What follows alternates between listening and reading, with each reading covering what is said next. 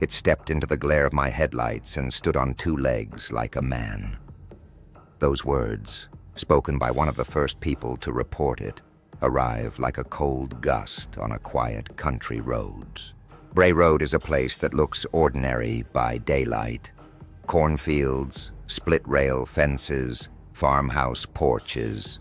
The kind of road you take when you expect nothing more than a dog to dart across the pavement. But after dusk, something else began to make itself known.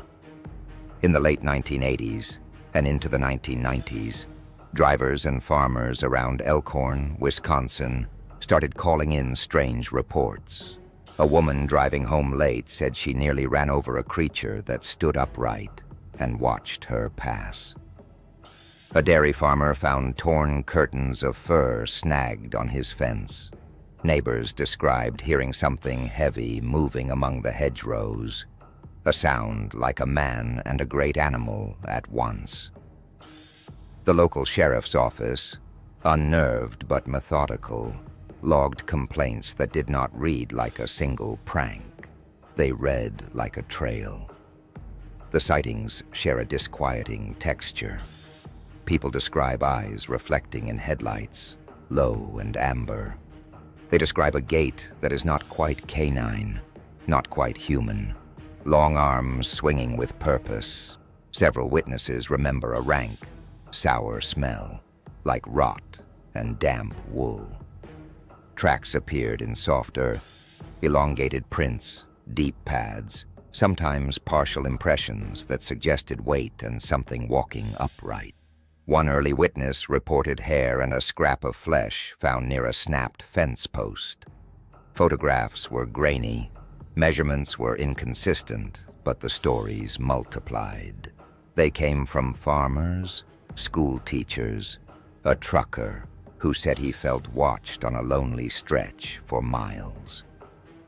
They came from a region where the night is thick and close and where the imagination can be fed by the wind off the fields. Yet many of the people who spoke were not given to flights of fancy. Investigators and writers followed the trail.